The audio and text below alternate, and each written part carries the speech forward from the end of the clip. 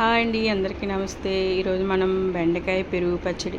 ఈ ఎండాకాలంలో ఏవి కూరలు అటు తినాలనిపించదు, కాయగూరలు కూడా ఎక్కువ దొరకవు. అందుకోసమని మన కడుపుకి హాయిగా, గుండెకి చల్లగా, కంచానికి నింపుగా కనిపించేలా ఉండాలంటే బెండకాయ పెరుగు పచ్చడి చేసుకోవాల్సిందండి.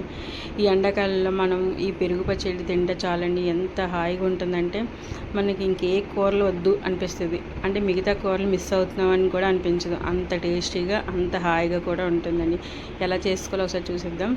మొదటిగా మనం కొద్దిగా మినపప్పు, కొద్దిగా శనగపప్పు, కొద్దిగా ఆవాలు, 2 పచ్చిమిరకాయలు, 2 ఎండుమిరపకాయలు కొద్దిగా బాగా వేగిన తర్వాత అందులో ఒక 5-6 బెండకాయలు సన్నగా కట్ చేసుకొని వేపుకోవాలండి. కొద్దిగా అది బాగా బెండకాయలని కొద్దిగా కడాగా వేగిన వరకు వేపాలి. వేగిన తర్వాత అప్పుడు ఒక ఉల్లిపాయ కట్ చేసి ఉల్లిపాయ ముక్కను అనేది వేసుకోవాలండి. ఉల్లిపాయ ముక్కను వేసుకుంటే లాస్ట్లో వేసుకోవాలి, ఎందుకంటే ఉల్లిపాయలు ఎక్కువ వేగక్కర్లేదు.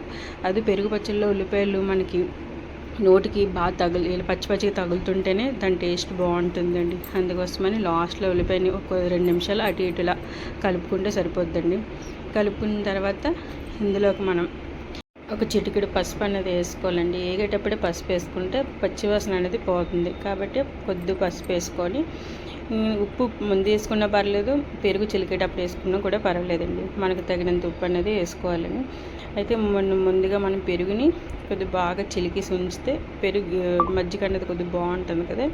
అందుకోసమే ముందుగా మనకి ఎంత పెరుగు కావాలో, మనం ఎంతమంది తింటామో అన్నది చూసుకొని దానంత పెరుగు తీసుకొని బాగా చిలుక్కోవాలండి. బాగా చిలిగిన తర్వాత ఈ ఫ్రై చేసిందంతా ఉంటుంది కదా, అది అంతా కూడా ఇందులో వేసుకోవాలి.